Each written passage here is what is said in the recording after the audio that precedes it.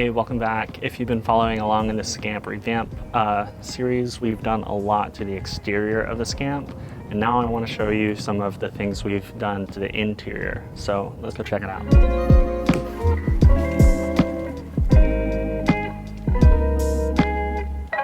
First thing you'll probably notice is the new cabinet faces.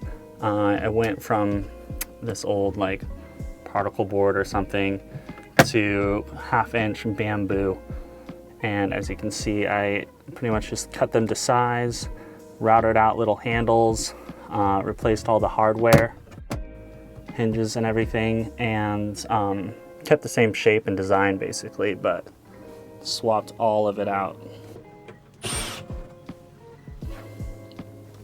This drawer face, it's the old drawer, just a new drawer face. I don't really like this design. It gets caught a lot, but eventually we'll come up with a better system. So new door down there, and then a big massive door for the pantry.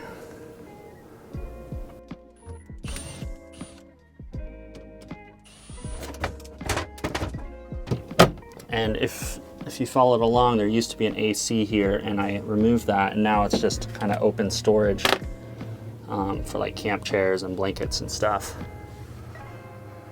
So replace the overhead bin doors. Also, this table, I cut this down. It used to extend out about this far, and it made it really hard to get in and sit on the bench seats. So I cut it a little shorter, and then I used some 3/4-inch bamboo plywood just for when the bed's down to extend it all the way. So imagine this was how big the table was before, leaving like a little gap to sneak in on either side. It's so much easier now to get in here, not much of a squeeze, but the only bummer is if you want to have 4 people here, it is a squeeze. You gotta kind of shift in there, maybe like sit in the corner. The process for the floor was I had to rip up all the old carpet and then sand underneath it any glued portions that were still stuck to the ground. There was some mold underneath as well that I was able to sand and get rid of. Once the floor was clear, I took the old carpet pieces and used them as a template for the Lonseal flooring, and then I came in, did a dry fit, cleaned everything up, and then the next step was to adhere it to the floor.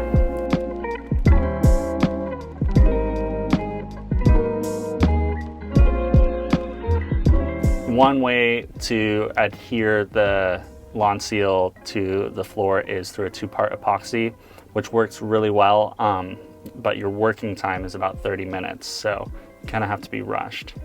Another way is a bit more expensive, but there's this really good double-sided sticky tape that they sell, and I decided to try that. So after getting a good dry fit with all the pieces, trimming them down, I cleaned the surfaces, and then I stuck the double-sided tape first to the Lonseal flooring.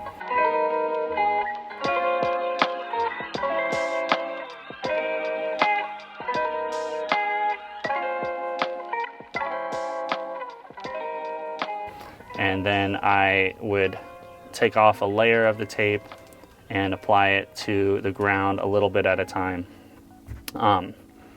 It's a good idea to get a roller. I didn't initially have a roller, so I was using whatever I could find.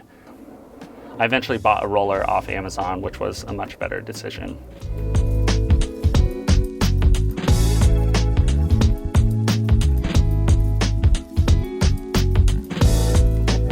All right, now this brings us to the curtains. I spent a long time trying to figure out a good solution for curtains. I already had curtain rods, and I was using like some really cheap ones from Bed Bath & Beyond, but they were pretty ugly. Finally, I just decided to see what Scamp was doing with their new trailers, and I saw that they were using this kind of blind system. So I called them up because they didn't have it for sale on their parts store, and it turns out you can buy them, but you just have to call them directly. So they have a few standard sizes. These are like 23 inches each on the side windows. And then I think my rear I'll have to measure those. I'll put the measurements up on the screen. So these blinds are pretty awesome. What you do is you just drill them straight into the frame of the window. So I'd like pre-drill the hole, and then I used a long enough screw to go through. And then they actually have these brackets that go on, but I forgot to order the brackets from them, so I made my own out of a little rich light, kind of copying their design. And then there's a string that comes down here that holds the blinds kind of tight, and it's adjustable. You just cut off any excess. The great thing about this versus curtains is since they're connected at the bottom with the string, it kind of holds them tight against the window. So it's really easy on these metal framed windows, but in the back and in the front, I have,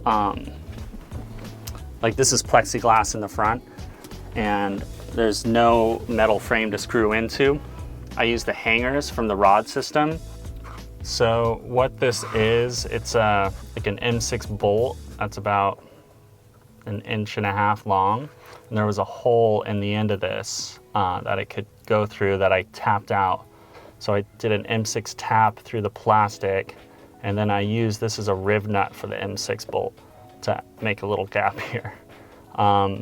I use riv nuts a lot in my van build, so I had a bunch of these pieces around. Sky, how am I supposed to get any work with you just hanging out in here? Here in the back, it's the same situation. So the top was done hanging it from the curtain rods, but in the back, I had to make a little piece for the screw to go into. I attached this square of bamboo by drilling through the Scamp on the outside. But in the front, it was pretty much the same situation, except there's wood behind here. So I was able to just run the bottom and anchor it and drill into the side of the wood there. And then when this seat flips up to make it into the bunk beds, it doesn't mess with it. So Scamp said they didn't have a solution for the front, but this one seems to work really well. All right, that pretty much does it for the interior of the Scamp. I'm really happy with how it turns out. It's come a long ways from when I got it. There's gonna be a couple more videos in the revamp series. I still haven't covered the electrical and the solar, so be sure to subscribe and turn on that bell to see when that comes out. Are we done, Sky? All right, thank you.